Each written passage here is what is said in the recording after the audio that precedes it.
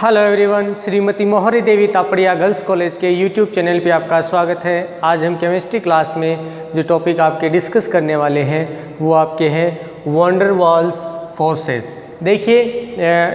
ये जो टॉपिक अपन डिस्कस कर रहे हैं जनरली ये अपने एक पार्ट था किसके, वीक इंटरेक्शन के, कि जहाँ पर जो वीक अभिक्रियाएँ हैं वो एक दूसरे के साथ किस तरह से संपन्न होती हैं, बंध किस तरह से बनते हैं, उसके बारे में अपन ने डिस्कस किया था। जिसमें अपन ने जो हाइड्रोजन बॉन्ड और वैन डर वाल्स फोर्सेस ये दो टॉपिक है इसके अंदर लिए थे, जिसमें अपन ने हाइड्रोजन बॉन्ड से रिलेटेड जो सारी बातें हैं वो अपने यहाँ पर कर चुके। आज यहाँ पर अपन जो टॉपिक डिस्कस कर रहे हैं वैन डर वाल्स फोर्सेस है। देखिए अपन पहले जानते हैं कि जनरली कोई भी कंपाउंड है तो उस कंपाउंड के अंदर जनरली जो अपन कहें कि सहसंयोजक बंध है, आयनिक बंध है, ये आपको मेनली आपको देखने को मिलते हैं। इसके अलावा कईयों में हाइड्रोजन बॉन्ड भी देखने को मिलते हैं। लेकिन क्या बताया गया है, कुछ ऐसे फोर्सेस हैं जिनमें अपन कहें कि जो विपरीत आवेशी युक्त जो आयन हैं वो एक दूसरे के साथ प्रबल आकर्षण बंध द्वारा क्या होते हैं, एक दूसरे के साथ जुड़े होते हैं। या अपन इसको इस तरह से समझ सकते हैं कि ऐसे यौगिक जिनके मध्य हैं दुर्बल आकर्षण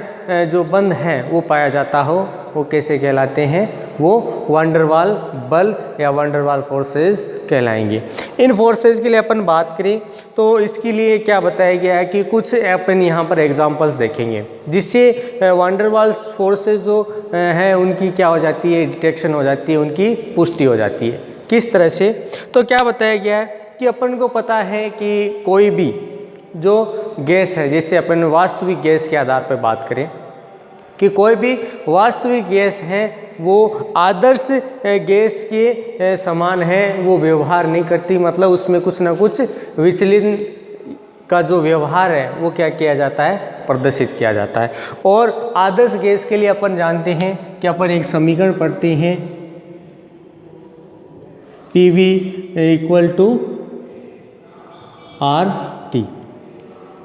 ये आप किसके लिए देखते हैं, आदर्श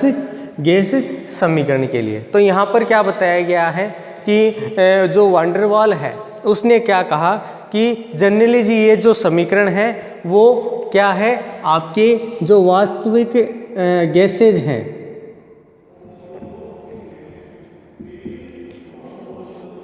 ठीक है, इन वास्तविक गैसों की जो व्याख्या है वो करने में असफल रहता है, क्योंकि इसके द्वारा अपन क्या नहीं कर सकते कि इसको एक्सप्लेन नहीं कर सकते, इसकी व्याख्या है वो नहीं की जा सकती। तो क्या बताया गया है, इस अपन जो वैन डर वाल्स है, वैन डर वाल्स ने एक समीकरण दिया जो क्या बताया गया इसमें कि जनरली जो कोई भी गैस है उस गैस के अंदर आपको जो दो तरह के आकर्षण कह दें या बल, दो बल हैं वो देखने को मिलते हैं, जिसमें कोई जो मॉलिक्यूल है या कोई भी आयन है वो एक दूसरे को आकर्षित कर रहा है, दूसरा वो एक दूसरे को प्रतिकर्षित कर रहा है। और इसी आकर्षण प्रतिकर्षण का जो ओवरऑल जो परिणामी अपन कहते हैं कि जो वैल्यू है वो क्या कहलाती है, आपके वैन डर वाल्स फोर्सेस की वैल्यू है वो कहलाती है। अब इसको एक्सप्लेन करने के लिए वैन डर वाल्स ने एक समीकरण दी जिसको अपन पुटअप कर रहे हैं, P equals two plus V A upon आपका V स्क्वायर। देखिए अपन इसी को काम में ले रहे हैं, V minus B equals to RT। ये जो समीकरण है ये आपके वैन डर वाल्स समीकरण कहलाती है। इस समीकरण के बारे में और ख़ास बात करें तो जनरली यहाँ पर ये जो चीज़ है A अपॉन V स्क्वायर, ये जो वैल्यू है जनरली आपके जो है वो किसको रिप्रेजेंट करिए, यानी प्लस वैल्यू है, तो यहाँ पर ये किसको कर रही है, आपके इंटरेक्शन को। और किस तरह की इंटरेक्शन है कि ये यहाँ पर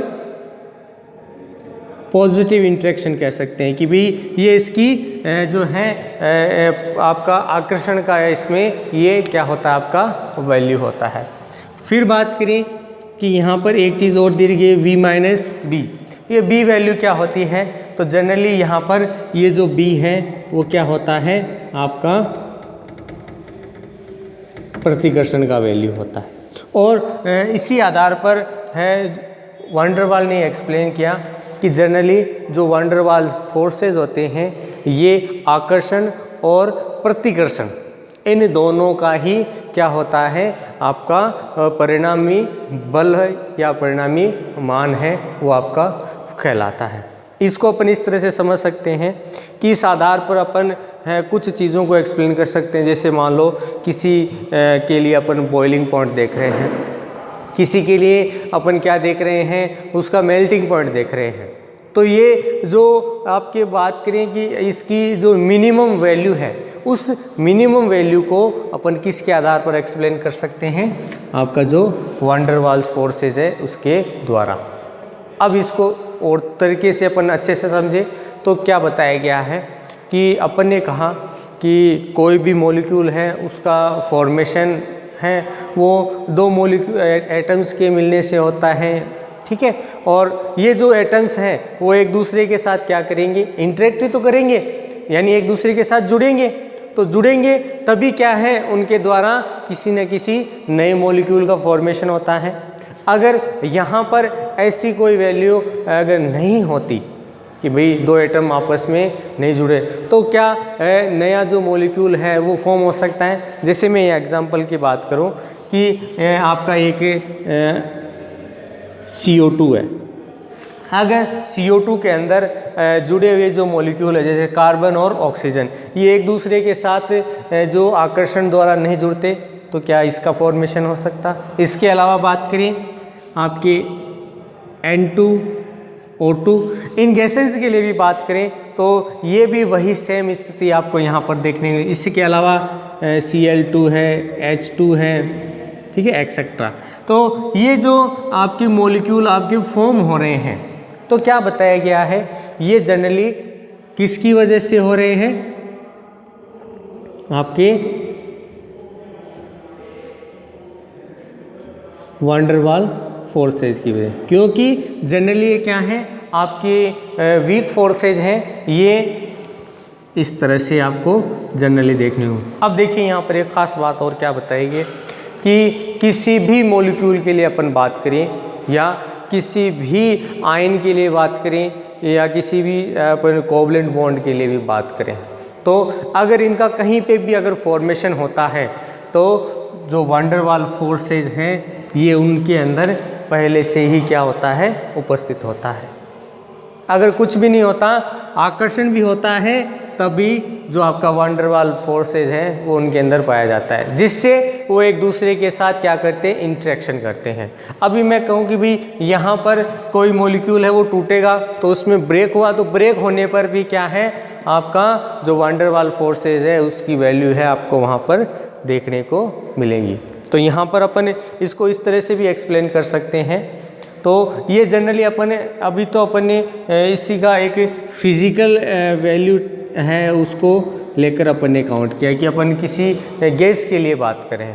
अब यहाँ पर अपन बात करें कि भाई अपना कोई जो एटम है उसके अंदर बात करें तो क्या बताया गया है कि किसी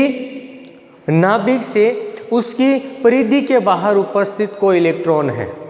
कि उसकी जो आउटर स्फीयर है उस आउटर स्फीयर के बाहर कोई आपका इलेक्ट्रॉन वहाँ पर उपस्थित है, उस इलेक्ट्रॉन को जिस वीक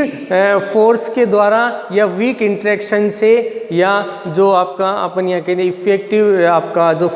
न्यूक्लियर फोर्स है वो क्या करता है, उसको आपके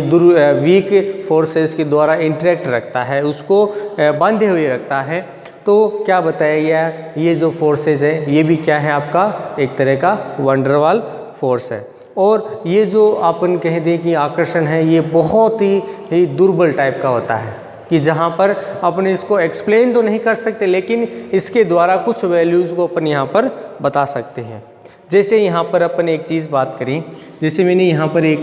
चीज़ लिखी है Cl2, यहाँ पर Cl2 है, इसके लिए क्या बताया गया है, जब इसका आपके वियोजन किया जाता है तो इसके द्वारा जो वियोजन ऊर्जा है वो लगभग 57 किलो केल्विन पर मोल है, वो इसके लिए प्राप्त होती है कि इसकी वियोजन में इतनी ऊर्जा है यहाँ पर वो प्राप्त होती है। अब क्या बताया गया है कि अगर इसी क्लोरीन का सब्लिमेशन कराया जाता है, कि इस क्लोरीन का क्या रहा, सब्लिमेशन। सब्लिमेशन का मतलब यहाँ पर अपन क्या देख रहे हैं, इसका ऊर्ध्वपातन किया जाता है। तो यहाँ पर इसके लिए ऊर्ध्वपातन की जो एनर्जी है, उसकी जो वैल्यू है वो लगभग 5 किलो केल्विन